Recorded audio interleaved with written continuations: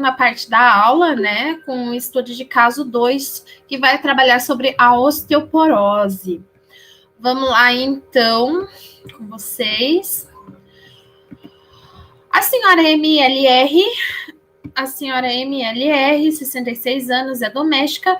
Ela solicita uma visita domiciliar, pois não consegue andar até a UBS devido à dor lombar, que começou há mais de um ano, e uma queda recente, que tem dificultado suas atividades diárias e sua ida até a unidade de saúde.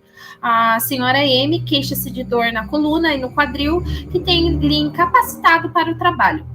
Ela trabalha como faxineira, né, como doméstica, e percebe que não consegue mais se abaixar para pegar o balde no chão por conta dessa dor lombar.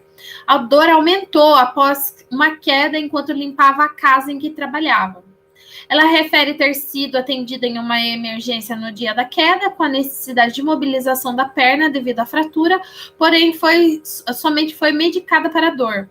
Ouvi dizer na época que seus ossos estavam fracos no exame. Revisão dos sistemas dela. Ela nega febre ou que perdeu peso, emagrecimento. Ela percebeu que diminuiu 5 centímetros de altura desde quando era moça, que é uma diminuição bem acentuada. Apresenta formigamento e queimação de membros inferiores durante a noite. Às vezes perde o chinelo e quase tropeça. Refere também diminuição da acuidade visual, isso é, do poder dela de enxergar. E não apresenta outras alterações nos demais sistemas. Do histórico antecedentes pessoais dela, ela apresenta diabetes mellitus tipo 2 em uso de medicação oral, que é chamado aquele comprimido grande e branquinho, que a gente sabe que é a metformina, né?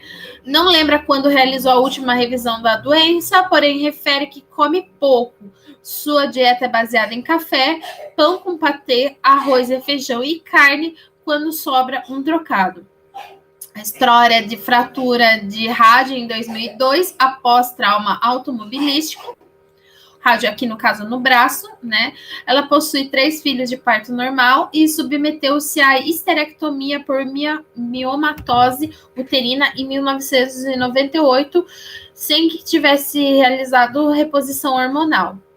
História social dela, ela é tabagista, fuma cerca de 20 cigarros ao dia e iniciou o consumo aos 17 anos, consumo de álcool nos finais de semana, mora com o filho, o esposo e seu pai, que está acamado há 5 anos, devido a um acidente vascular cerebral isquêmico, ou seja, então ela tem bastante trabalho, esforço físico, né?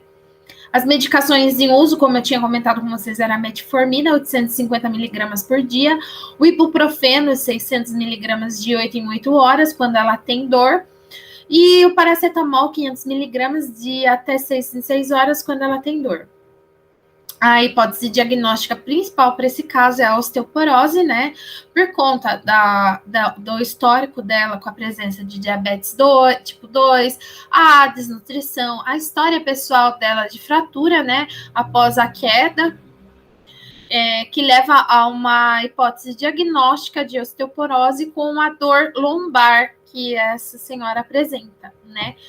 Então, aqui, trabalhando com vocês um pouquinho mais sobre a patologia osteoporose, ela é definida como uma redução da densidade mineral óssea, ou seja, uma diminuição desse osso para ele manter a estrutura dele enrijecida como o osso precisa ter. Vocês estão vendo aqui pela imagem que a gente tem esse primeiro aqui, um osso bem fechadinho, com pouca sendo pouco esponjoso, né? E aí aqui vai aumentando os espaços dentro dele, né? E essa situação vai levar a maior fragilidade desse tecido ósseo, por causa dessa deteriorização da arquitetura óssea, e assim vai aumentar a ocorrência de fraturas, tá? Então, a osteoporose, quando a gente vai olhar para toda a população, principalmente essa situação que a população brasileira está envelhecendo, ela se mostra como um grande problema de saúde pública por conta das quedas e que incapacita muitas pessoas que são idosas, né? A prevalência da osteoporose vai aumentando conforme a idade e acomete cerca de 33% das mulheres e 16% dos homens com mais de 65 anos.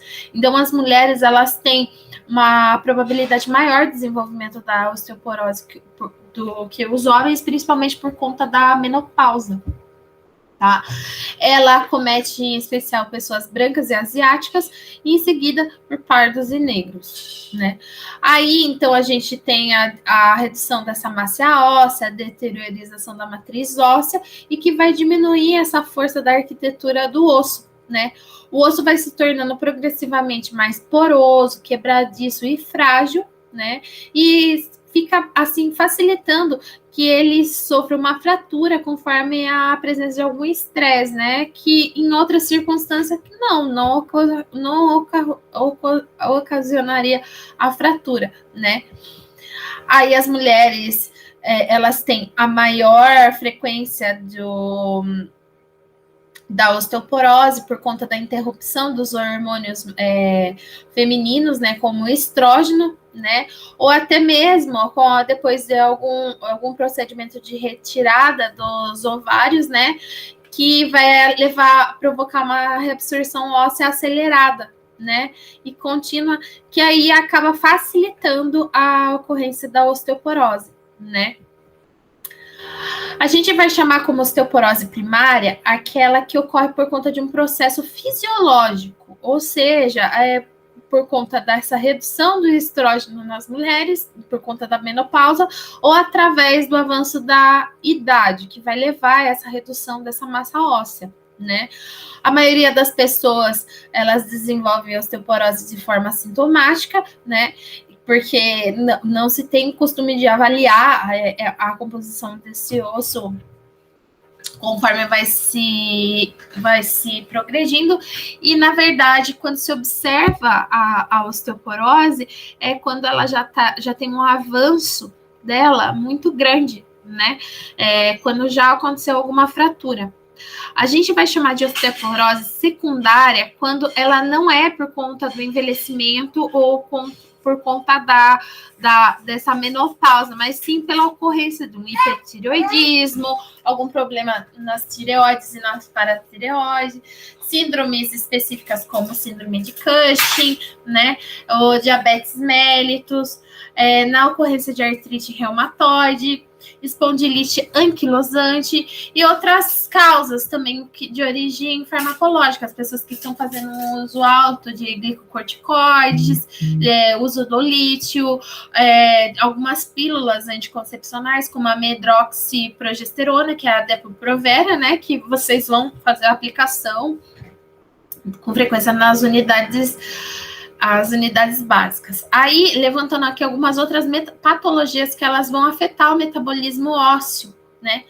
Desnutrição, a neoplasia produtora do paratormônio, né? Os hormônios produzidos do paratormônio, uso prolongado de corticoides, heparina, anticonvulsivantes, né? A ocorrência da anorexia nervosa, a DPOC, né? Que é a doença pulmonar obstrutiva crônica, a ocorrência de algumas doenças hematológicas, né, e que estão dentro da medula óssea, né, mielomas, leucemias e linfomas, o HIV/AIDS, ela está relacionada também ao atraso, ao atrapalho nesse metabolismo ósseo, né, doenças renais, doenças do aparelho conjuntivo, como artrite reumatoide, osteogênese imperfeita, doenças gastrointestinais que levam a má absorção de nutrientes, também pode acabar trazendo alguns problemas que vão facilitar a osteoporose. Após os transplantes, que precisam tomar uma série de medicações que podem facilitar, e nas situações de imobilização prolongada, né? São fatores de risco para osteoporose e fraturas ósseas maiores, né? A ocorrência de fratura anterior, né, causado por pequeno trauma, ser do sexo feminino, tem uma baixa massa óssea, pertence à raça branca ou asiática, encontrar-se em idade avançada, isso independente do sexo, ter histórico familiar de osteoporose ou a fratura do colo do fêmur, Nos casos de menopausa precoce, que são as situações que a menopausa ocorreu antes dos 40 anos e que não foi acompanhada, né? Não houve a reposição hormonal e a utilização de corticoides. Agora, são fatores e riscos de osteoporose ou até mesmo fraturas ósseas que são consideradas menores, as doenças que induzam a perda de massa óssea, a menorreia. Olha só quem tá aqui. Que quer que eu dirija o carro, né? A menorreia primária ou secundária, né? Que é a ausência da menstruação, quando a pessoa tem uma menopausa antecipada. A ocorrência da menarca, a primeira menstruação de forma tardia e a ausência de filhos, né? Hipogonadismo primário e secundário, a baixa estatura, né? Pessoas que têm um IMC menor que 19 quilos por metro quadrado, a perda importante de peso após os 25 anos, baixa ingestão de cálcio e alta ingestão de sódio, alta ingestão de proteína animal, a pouca exposição ao sol com imobilização prolongada ou quedas, pessoas que sofrem quedas frequentes, a ocorrência do sedentarismo, o uso de cigarro e o alcoolismo, pessoas que utilizam medicamentos em grande quantidade como heparina, ciclosporina, hormônios tiroidianos e anticonvulsivantes e o lítio, e alto consumo de café, refrigerantes de cola e chá preto, tá? O exame que é mais utilizado para a identificação da osteoporose é a densiometria óssea, tá? A gente não consegue identificar com a radiologia antes de já ter ouvido um grande desgaste de cerca de 25 a 40% desses ossos, né? E aí a gente também pode fazer para esse controle exames laboratoriais para dosagem de cálcio sérico, fosfato, a fosfatase alcalínica sérica.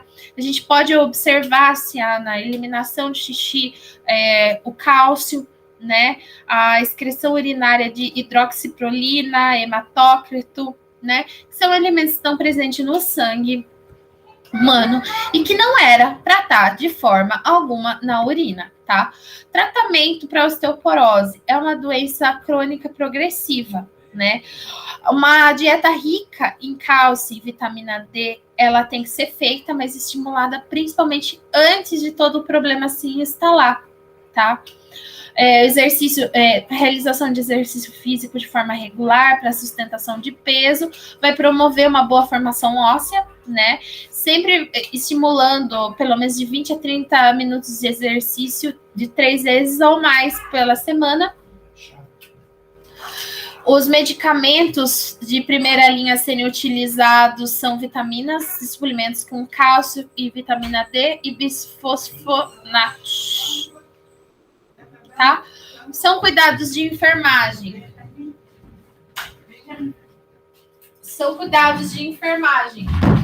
Que são os que vão incluir principalmente o tratamento das fraturas que vão ocorrer em consequência da osteoporose e são tratadas cirurgicamente, né? Através da substituição articular ou a redução fechada.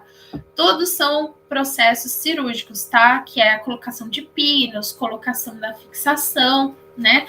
As fraturas compressivas osteoporóticas das vértebras, elas são tratadas de modo conservador, ou seja, fraturas que acontecem na vértebra, como pode ser o caso da senhora do nosso estudo, a gente vai ter que mobilizar essa paciente, tá? Então, a gente vai ter tratamentos farmacológicos e dietéticos, que vai visar o aumento da densidade óssea vertebral, no caso dessa paciente. Os pacientes que sofrem esse tipo de fratura são, na sua maioria, assintomática e acabam não precisando de nenhum tratamento que seja agudo, no caso cirúrgico, né? Buscar o alívio da a dor lombar, que essa pessoa precisa, porque ela passa a sentir muita dor, né? E pode ser obtido pelo repouso no leito, né? Em posição de decúbito dorsal ou lateral durante várias vezes no dia. Ou seja, essa pessoa tem que ser promovida essa pessoa repouso, né? Para essa pessoa deitar, ela precisa estar sobre um colchão firme e que não ceda. Muitas vezes a flexão do joelho, o posicionamento do joelho vai aumentar o conforto e o relaxamento dos músculos das costas, e a aplicação intermitente de calor local e a massagem nas costas vão promover o relaxamento muscular, né? É só quando há uma fratura por conta de osteoporose que vai ter uma dor lombar? Não. Essa dor lombar, outras pessoas também podem passar a sentir, não necessariamente está ligada à osteoporose, a fratura por osteoporose. Pode estar ligado com uma hérnia de disco, uma espondilite anquilosante, uma lombalgia mecânico-postural. Essas daqui são fatores que são bem interessantes também, que a gente vai abordar um pouquinho para aproximar vocês. A hérnia de disco, ela é uma situação, vocês estão vendo como essa musculatura está aqui, o nervo, ele acabando sendo comprimido aqui, né? É uma dor, acaba sendo comprimido por uma das vértebras, né? Ela é uma dor lombar que vai irradiar para o membro inferior por uma compressão nervosa, geralmente ocorrendo déficit motor. Essa pessoa vai apresentar, por esse nervo ele não conseguir se expandir para a perna de forma adequada, a pessoa passa a sentir uma fraqueza muscular e até mesmo a perda dessa sensação da movimentação por conta dessa ausência desse nervo, tá? É uma paralisação. A pessoa sente muita dor, tá? A espondilite anquilosante é um tipo de inflamação que vai afetar os tecidos conjuntivos, que eles vão estar aqui entre as vértebras, tá?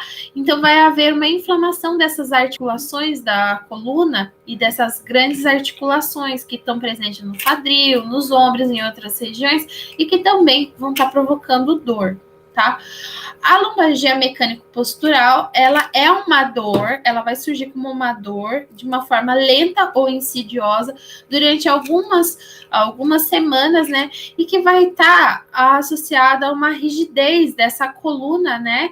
Que é por conta, essa lombalgia, essa dor, é por conta dessa postura ou do mau posicionamento, né? Na realização desses movimentos na coluna, né? Ela costuma melhorar essa dor com os exercícios físicos e piorar com o repouso, né? E aí, sempre que aparecer pessoas que estão apresentando lombalgia, a gente precisa estar se ligando para alguns sinais de alerta, para assim dizer. Em pessoas com menos que estejam com menos de 20 anos e mais de 50 anos, pode estar ligada a espondilite anquilosante, a osteoporose. A dor que vai piorando pelo período da noite pode estar ligada ao câncer. A história de neoplasias também, né, nessa família pode estar ligada, né, a essa dor, essa com pessoas com lombalgia, né, pode significar que houve uma metástase, né. O emagrecimento excessivo com pessoas com lombalgia pode estar ligado à ocorrência de algum câncer, né? E febre, né? Pode estar ocorrendo alguma infecção dentro desses ossos, né? Aí a gente pode também ter acontecido um grande trauma, pode ser uma dor decorrente do tratamento para osteoporose, né? Que vai, no caso de fratura, por conta da osteoporose, né? Uma dor refratária ao tratamento em pessoas que sejam imunossuprimidas com infecções recorrentes, né? Pessoas que estão apresentando fraqueza muscular, que estão apresentando distúrbios urinários ou gastrointestinais, né? No caso, pessoas que possuem bexiga neurogênica, diminuição do tônus do esfíncter urinário ou retal, ou o que a gente chama da anestesia em cela, né? Que é a síndrome da Caldequina, que é quando ocorreu, a pessoa passou por uma anestesia e aconteceu uma inflamação dessa região, né? Do final no final da denervação que fica na medula, tá? A pessoa também está submetida a hipercifose dorsal, que ocorre o aumento da curvatura da cifose normal na região dorsal, torácica da coluna, deixando os ombros projetados para frente e o dorso arredondado.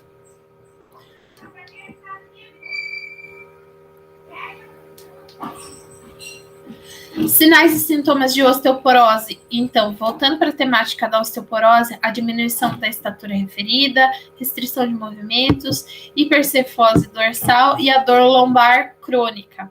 A maioria das pessoas, ela é assintomática, no caso da osteoporose, e apresenta a fratura osteoporótica como a primeira manifestação. Assim, ela apresenta-se como uma dor aguda dorsal, podendo levar a uma dor crônica, que isso é uma dor que ela vai permanecendo, né? E que leva à restrição do movimento e até mesmo à imobilização total desse indivíduo, né? Aí foi perguntado para vocês, que vocês vão ter que responder, né? Quais que são as orientações que pode ser realizada a essa idosa e aos familiares que é referente à prevenção de novas quedas, né? A gente buscar rever com o médico as medicações usuais que essa pessoa toma, né? Trocar os tapetes por aqueles que são aderentes ao chão, evitar o uso de calçados abertos, providenciar luminária ou chave de luz próxima à cama dessa senhora para que ela não sofra uma nova queda, redução do número de móveis para que se facilite a movimentação na sala dessa paciente, né? Uma coisa que a gente vai ter que trabalhar bastante ao longo do nosso curso, a prevenção de quedas, principalmente nos idosos, né? Que é importante que os idosos, eles tenham um quarto que seja mais próximo possível do banheiro, né? Para que evite essas quedas. O idoso tende a acordar muito de noite, né? Para utilizar o banheiro, que pode facilitar a queda pela ausência da iluminação, a presença de um chão que seja escorregadio, um chão molhado, né? É importante a gente orientar a retirada de tapetes, principalmente aqueles tapetes que eles podem derrapar, né? Que eles não estão fixados no chão. De móveis baixos pode fazer esse sujeito ele tropeçar e cair, e principalmente aqueles com canto pontiagudo, né? Evitar de deixar objetos pequenos no chão pode levar essa pessoa a se machucar, né? A gente privilegiar a instalação de tomadas a 1 metro do chão e não no rodapé, né? Para que facilite que essa pessoa ponha a mão e consiga acender a luz, né? No banheiro a gente tem que colocar piso antiderrapante, né? E barras de apoio para que essa pessoa ela não caia na casa, caso precise lavar os pés de alguma forma, né? Instalação de corrimão nas escadas e marcar o final dos degraus com faixa derrapante, né? Justamente para não haver queda, né? Outro ponto que a família, essa idosa e a família precisa ficar sabendo a respeito do cuidado da saúde atual dela, é que ela não vai poder iniciar a deambulação, né? Ela precisa primeiro passar por fisioterapia motora, que vai ajudar ela nessa condição que ela se encontra, tá? Ela deve se atentar aos fatores de risco para fratura, visto que quando elas ocorrem se tem grande mortalidade, né? Uma dieta rica em cálcio. Às vezes a gente considera como cálcio, a fonte de cálcio, grande fonte de cálcio, o leite, mas na verdade o brócolis, bebidas, alimentos verdes, né, folhas verdes, elas são mais ricas ainda, espinafre, né, a vitamina D e proteína, né, que de maneira a proteger da osteoporose, né? E a pessoa precisa se expor à luz solar, né? Uma luz mais baixa, mas mesmo assim se expondo à realização de exercício físico. No caso dessa senhora, ela precisa parar com o tabaco e o consumo de álcool para ajudar ela no tratamento, né? Os locais que mais acometem as fraturas, né? A gente vai ver bastante no nosso cotidiano, na coluna vertebral, no fêmur, principalmente ali na região do colo do fêmur, né? Que é a cabecinha do fêmur que vai se ligar ao quadril, e no quadril, que a gente vai ter um maior índice de mortalidade imediata e um aumento na mortalidade tardia depois da ocorrência de fratura no quadril. Né, que demonstra que a pessoa encontra-se numa situação muito frágil, né? O terceiro estudo de caso que eu trouxe para vocês é da osteoartrose, né? Que é a MS 60 anos diarista. Ela tem a queixa principal de dor no joelho direito, No histórico do problema atual, essa é uma paciente que queixa-se de dor no joelho direito há 2 anos, com a piora progressiva nos últimos 2 meses, prejudicando a deambulação.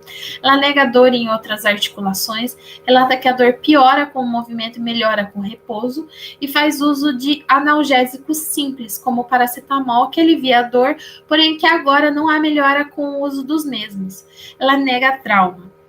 A MS é viúva há 10 anos e mora com um filho único de 30 anos, o qual apresenta sequela neurológica de paralisia cerebral. Ela trabalha como diarista para complementar a renda, que é constituída pelo benefício desse filho, né? Mora em casa própria de alvenaria, com água encanada e luz elétrica. E ela se encontra em uma localização distante da UBS. Ela faz uso de medicamentos como enalapril, hidroclorotiazida e o amlodipino.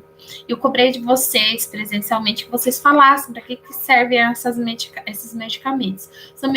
Esses 3 primeiros, eles são medicamentos que eles tratam a hipertensão. Por sua vez, a metformina e a glibenclamida, eles são medicamentos que vão ajudar no tratamento da diabetes mellitus do tipo 2, tá? E a simvastatina são medicamentos que ajudam no controle do colesterol que se encontra aumentado nessa paciente, né? Então, eu já pedi aqui para vocês, eu já adiantei um pouquinho para que servem essas medicações. E essas são medicações que a gente vai ver com muita frequência ao longo do nosso curso, né? Na nossa atuação da enfermagem. Antecedentes pessoais. Ela é uma paciente que foi identificada hipertensão nela há 20 anos e ela é diabética há 10 anos. Ela teve diagnóstico de dislipidemia, o colesterol no caso, há 5 anos. Ela passou por um parto vaginal há 30 anos, nega cirurgia, nega alergia a medicamentos. Os antecedentes familiares dela, ela indica que a mãe dela faleceu aos 45 anos devido a um infarto agudo do miocárdio, e o pai, ela desconhece a causa da morte. O estado da paciente, ela se encontra ativa, lúcida, orientada, deambulando com auxílio de bengala, corada e hidratada. Sinais vitais dela apresentam uma pressão arterial de 140 por 90 milímetros de mercúrio, frequência cardíaca de 96 batimentos por minuto, frequência respiratória de 22 incursões respiratórias por minuto, uma temperatura axilar de 37 graus, peso de 100 quilos, uma altura de 1,55 m e o índice de massa corporal dela é de 42,62 quilos por metro cúbico, que indica que ela é uma mulher obesa, tá? Uma obesidade mórbida aqui. Quando a gente vai olhar os membros inferiores dela, a gente percebe a presença de um edema de 2 para 4 cruzes, né, que é um edema moderado, né, pulsos periféricos palpáveis e simétricos, e o joelho direito dela apresenta dor da mobilização passiva, com a presença de crepitação, o famoso crack, e a palpação, quando se apalpa, né, a ausência de edema, calor local e outras alterações no outro membro, né? Aí, então, aqui ela apresentou diversas hipóteses diagnósticas. Eu pedi para vocês definirem, né? Trauma articular, osteoartrose, artrite séptica, febre reumática, artrite reumatoide. O trauma articular, ela vai ocorrer com a lesão aguda da articulação, ou seja, quando essa pessoa bateu nesse joelho, né? Ou ela lesionou ele numa queda, em alguma situação específica. Na nossa história dessa paciente, ela não passou por nenhum trauma no joelho, que a gente leva a considerar essa possibilidade. Outra situação é a artrite séptica, ou seja, essa artrite aqui apresenta uma infecção dentro dela, né? E que é comumente causada por uma bactéria patogênica e que pode levar à completa destruição dessa estrutura em aproximadamente 4 semanas, né? A maioria dos pacientes ao comprometimento de apenas uma articulação, mas no caso de doenças articulares pré-existentes, o uso de imunossupressores ou até mesmo o uso de drogas injetáveis, ela vai aumentar o risco do acometimento de mais uma articulação. Ou seja, teve uma bactéria que chegou até essa articulação e acabou infeccionando essa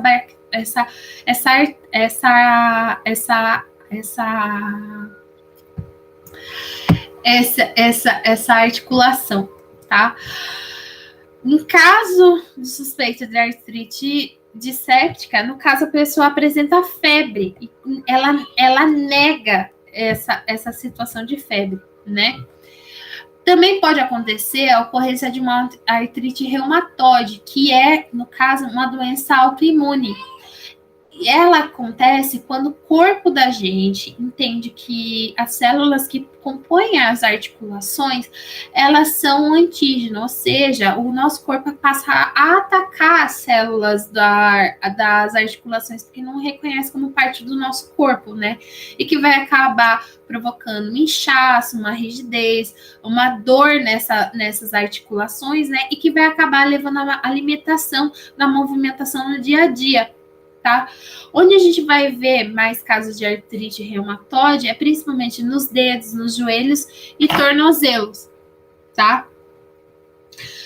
A gente também tem a situação que é da febre reumática, que aqui também aconteceu uma infecção prévia. A pessoa apresentou uma faringite, né, por conta de uma bactéria chamada Streptococcus, e que passou depois, ao longo de 4, 6 semanas, um mês mais ou menos, a atacar as articulações. O corpo passa a produzir anticorpos para atacar esses estreptococcus, resolveu o problema. Mas esses anticorpos começam a se identificar com as articulações do corpo e com as células do coração, né? E que acabam levando à febre reumática, tá? A gente vê mais ocorrência de febre reumática acontecer em jovens e não pessoas da idade da nossa paciente, tá? Então, aqui, a hipótese diagnóstica mais assertiva para a situação é de osteoartrose, né? Como foi na abertura do estudo de caso que eu trouxe para vocês, né?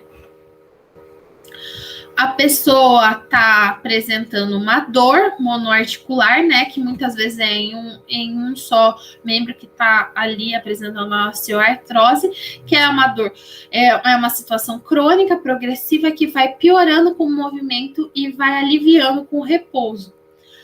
Quando a gente vê essa pessoa, a gente analisa essa pessoa, a gente observa a presença da crepitação, que é aquele barulho característico de dois ossos se batendo, né? Com dor a mobilização quando está se movimentando essa articulação, e que não há nenhum outro sinal inflamatório, né? Ali a gente vai ver, então, uma doença articular que ela é degenerativa, né? E que pode levar a causar a limitação funcional e a diminuição da qualidade de vida dos indivíduos, né? É a principal causa de incapacitação nos idosos. Ela é muito incomum em pessoas com menos de 40 anos e prevalente com pessoas acima de 60 anos, né? E em qualquer articulação que a gente vê, a articulação sinovial, que é aquela em cápsula que tá fazendo o encontro de dois ossos longos, né? Ela pode estar proporcionando a osteoartrose nessa pessoa, né? Principalmente seja no joelho, no quadril, na coluna cervical, nas mãos, tá? Então, vai envolver a osteoartrose todos os tecidos articulares e apresenta perda de tecido cartilaginoso e alínico e remodelagem óssea, né? Com uma produção de osso que ela não é esperada ali na região, que é o osteofítio. Diagnósticos é feito com base nas alterações dessas estruturas e nos sintomas que são causados por elas, né? Os achados físicos que a gente vê é o aumento, a rigidez, né? E as crepitações das articulações com uma assimetria, uma redução da mobilidade da articulação e o aumento do volume dessa articulação com algumas deformidades articulares, né? A gente pode visualizar calor e edema dessa região, né? E quando a gente vê uma exacerbação desses sinais de inflamação, ela pode ter uma presença de algum quadro séptico, né? Tá formando ali uma infecção, tá? Sinais e sintomas que a gente vai identificar na osteoartrose é a dor articular, com evolução gradual, né? Que piora durante o dia e melhora quando a pessoa repousa. Os pacientes podem referir rigidez matinal ou após o repouso, que melhora quando retornam das atividades, né? E na osteoartrose no joelho pode apresentar uma instabilidade articular, né? E que pode levar a pessoa a ter quedas. A gente vê um pouquinho, né, nessa imagem que traz uma situação de osteoartrose, que vocês conseguem ver que os dois ossos eles estão muito próximos um do outro. Então, essa é uma possibilidade aqui desse exame de joelho estar identificando, né, através do exame de imagem, uma osteoartrose, né?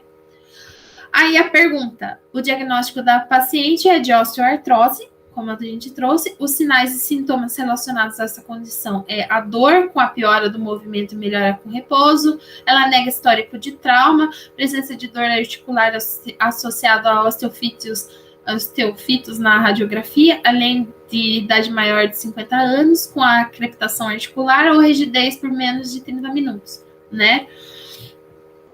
Aí aqui eu trouxe já um pouco para vocês. Quais terapêuticas não farmacológicas que podem ser usadas para essa paciente? A gente tem que, a pessoa nessa condição precisa evitar atividades que vão sobrecarregar essa articulação que já está lesionada.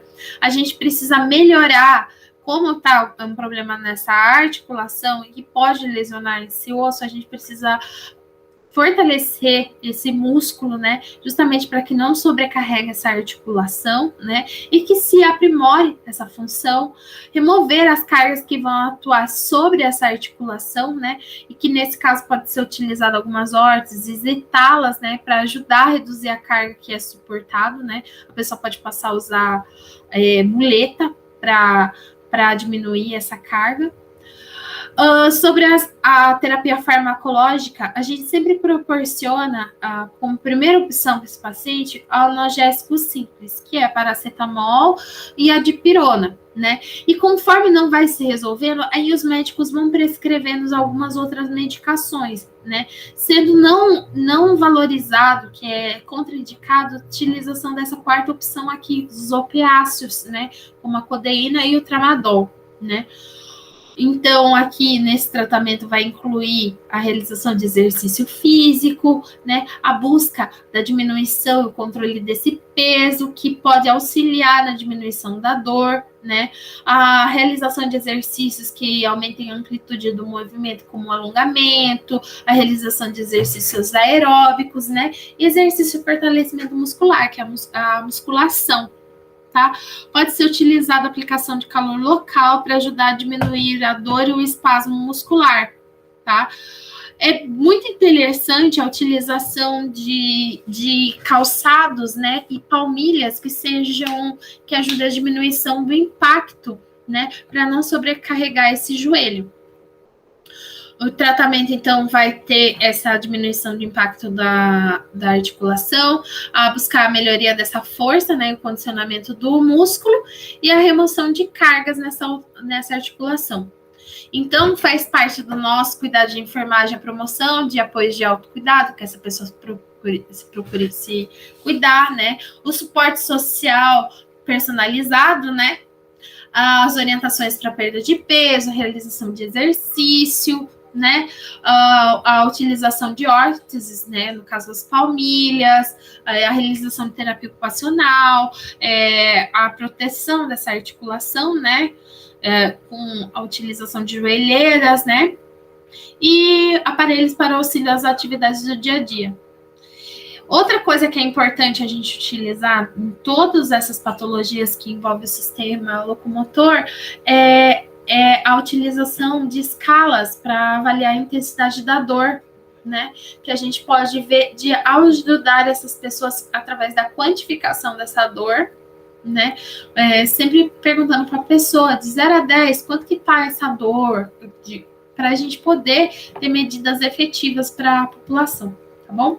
Eu vou enviar para vocês o Kahoot, que vai conter as perguntas que eu direcionei para vocês sobre essa aula. Eu vou deixar disponível para vocês verem, tá?